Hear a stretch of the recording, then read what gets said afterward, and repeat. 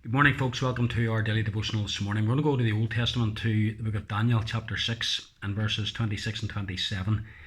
Here we read the words of Darius, the king of Persia.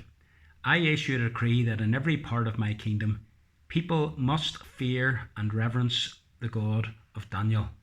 For he is the living God, and he endures forever. His kingdom will not be destroyed.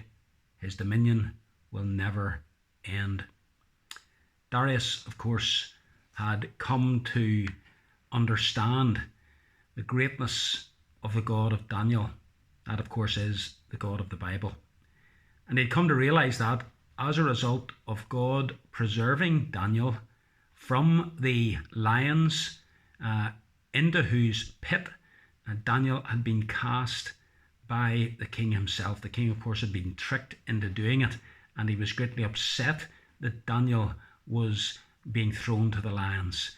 And he was concerned about him, and very early in the morning he ran to see if Daniel could possibly be still alive, and he was gobsmacked, really, to see that not a hair of Daniel's head had been harmed, and that the lions were sitting with their mouths closed like little pets.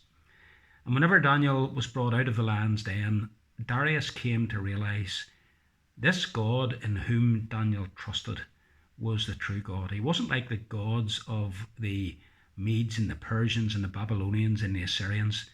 This God was real. He could do things that their gods couldn't do. To put it into New Testament terms, he could do far and above anything that anyone could ever ask or think, rescuing Daniel from the mouths of hungry, fierce carnivores such as the lions. And so he issues this decree that in his kingdom everyone must fear and reverence Daniel's God. And he makes this amazing statement: he is the living God. In other words, he's not a God like the God of the Medes and the Persians. He wasn't a God of stone or of wood that they had made for themselves. He was the living God, and he endures forever. And then he says this: his kingdom will not be destroyed. His dominion will never end. You know, those are wonderful words, great words of truth, and they come from a pagan king.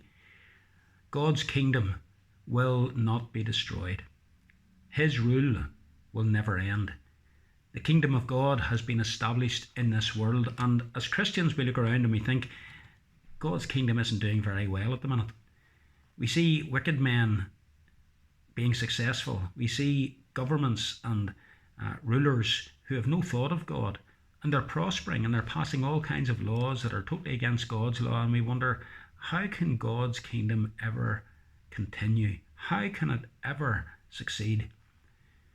But the Bible tells us that it will succeed, that God's kingdom will not be destroyed.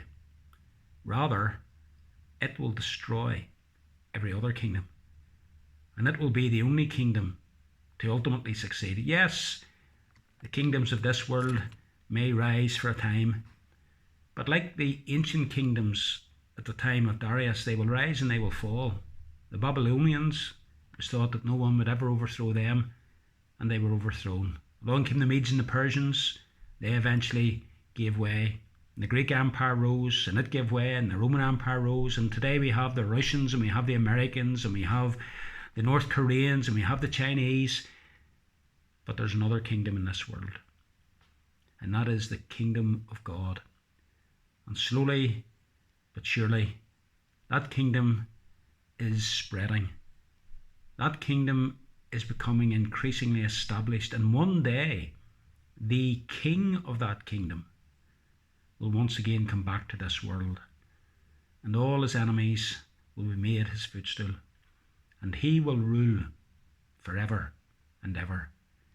What wonderful words to take with you into the day. He, Jehovah, is the living God. He endures forever. His kingdom will not be destroyed. His dominion will never end. And that being the case, all people should fear and reverence the God of Daniel. Let us worship such a great and wonderful God. Have a good day, folks.